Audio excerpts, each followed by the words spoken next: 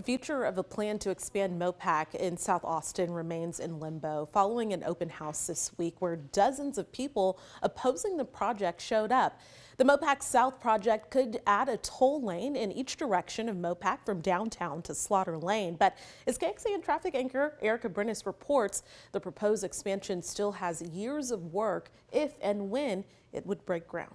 Took me almost 45 minutes to get here today, and that's about 8.5 miles. As a Zilker resident, Travis Holler doesn't make the drive to Southwest Austin during the evening rush hour very often. But he did Tuesday to learn more and voice some concerns about the proposed Mopac South project. I recognize that there is a traffic and infrastructure issue. The issue that I have, though, is that there are other implications for this project, whether it's noise pollution, air and water pollution, the fact that they're going to be expanding the roadway over the Edwards Aquifer recharge zone. At an open house at Bowie High School on Tuesday evening, it wasn't easy to find someone who was fully on board with the current proposed plan to expand Mopac south of downtown. I'm aware that there are a lot of constituents that do really want to see some expansion. I think 2 lanes is too much. It's only going to increase sprawl and traffic and make everyone's commute even worse.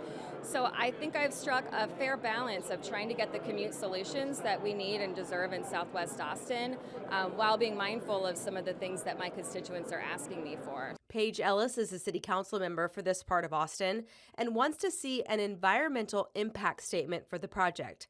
But that might not happen. TxDOT's Environmental Affairs Division made a decision that the appropriate path to take for Mopac South project was an environmental assessment.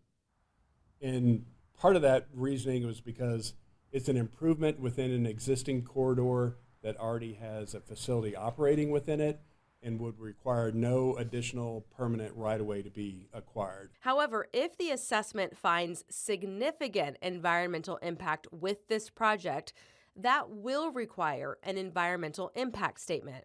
The CTRMA's current draft environmental assessment says that there is some risk to water resources and quality during construction, but the project would be designed to avoid or minimize long-term water impacts. The Texas Commission on Environmental Quality really started monitoring for the Edwards Aquifer kind of in the late 1980s. Some of Mopac was built before then, and so at some stretches of Mopac South, there are little to no water quality mitigation features at all. And so through this project where we're committed right now is to maintain water quality, we have a hope if the project were to move forward during the detailed design phase that we would be able to improve upon that commitment and actually improve water quality.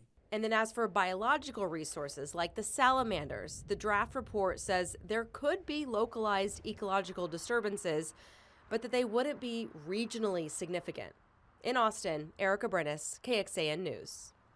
Should the Mopac South project move forward following the environmental phase, there are still years of work for the design before construction could begin, and an estimate on that is 2030 to 2031. You can submit your feedback online. Just find this story at KXAN.com.